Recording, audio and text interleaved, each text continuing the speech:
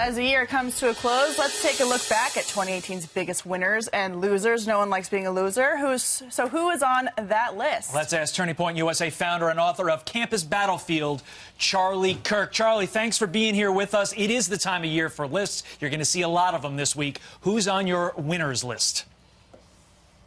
Well, good morning. So I picked three big winners for 2018. The first one is one that people really haven't been giving enough love to, and that's Jared Kushner. I mean, he had some huge wins this last year.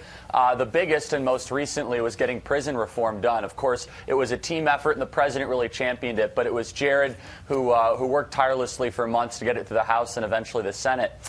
His team also helped secure the World Cup, which didn't get a lot of coverage, and, of course, the Olympics bid. And he was also behind that big trade deal with Canada and Mexico.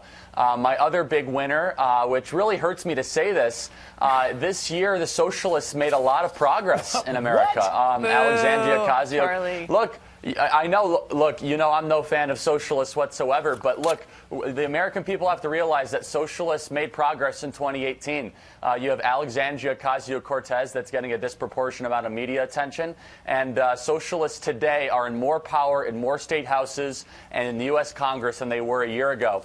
And then finally, I think Donald Trump. Look, he survived tireless attacks from the left. They threw everything they possibly could at him and the media, and he oversaw the lowest ever black unemployment, Latino unemployment, Asian unemployment, 4% economic growth.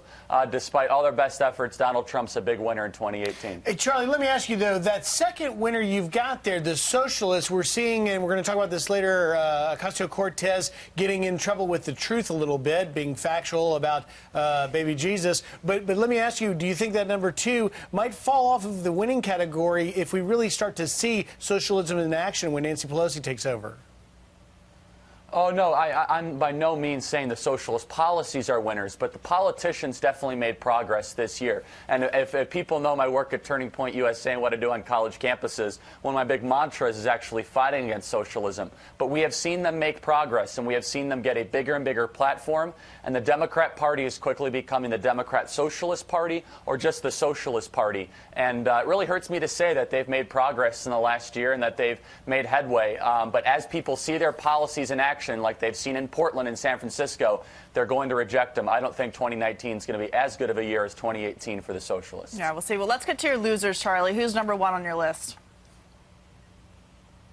The Democrat mob. I mean, look what they try to do with now Justice Brett Kavanaugh. This dominated almost the entire fall news cycle. They did everything they possibly could to try to use intimidation tactics to go after people that were supporting Justice Kavanaugh. And Charlie, what about you? Weren't you harassed this year in a restaurant when you were trying to eat breakfast? Yeah. Yeah. Exactly. Candace Owens and myself, we were trying to eat breakfast back this summer in Philadelphia, and a huge Democrat mob came, Antifa, came within 20 minutes to try to storm us out of the restaurant and intimidate us. They threw water at us. And so the Democrat mob, I think, were one of the big losers of 2018. And one of my other big losers is the anti-Trump GOP. I mean, Bob Corker and Jeff Flake and John Kasich, they've done everything they possibly could from within the Republican Party to destabilize this president, and he's more popular than ever before within Republican voters. He's now at 50% approval rating amongst all voters, and now they just go off into the sunset, not being senators and governors any longer. That's interesting. Corker, Flake, obviously gone. Do you believe there's still anti-Trump Republicans in power?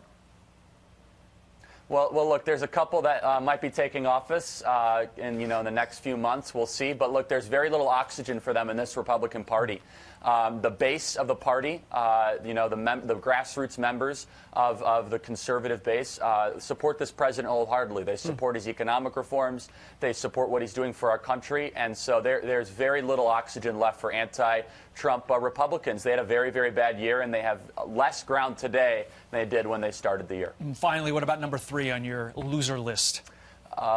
Yeah, my European globalists, I would say Macron, May, and Merkel. They had a very tough year. I mean, you see Paris in total flames. You see a fumbled Brexit deal in England, and you see Merkel totally in crisis in Germany. And all three of them have very similar governing styles. They put the EU above the needs of their own country. And you kind of see internal rebellion happening in all three of those beautiful countries. I mean, France, the UK, and Germany have amazing history. They have wonderful people and a wonderful culture.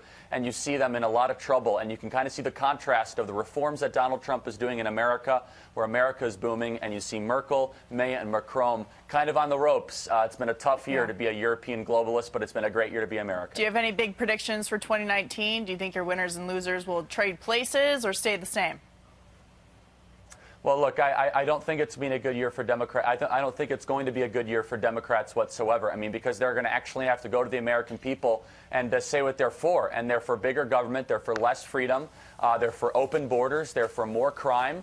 And the president is going to be able to draw a very big distinction to saying, hey, look what I've done for the last 2 years, and look what everyone in the Democrats are trying to do. And I think it's going to really set the table nicely for 2020 to get this president convincingly reelected. And you can see what he's doing here with this border wall fight. This is why we worked so hard to put him into office, to pick the tough fights for the American people. And let's not forget the Democratic primary fight kicks off with 9 Yes, trillion Democrats running for 2020. Thank you, Charlie Charlie. Kirk, thanks for being here. Have a good day. Thanks, Charlie. You bet.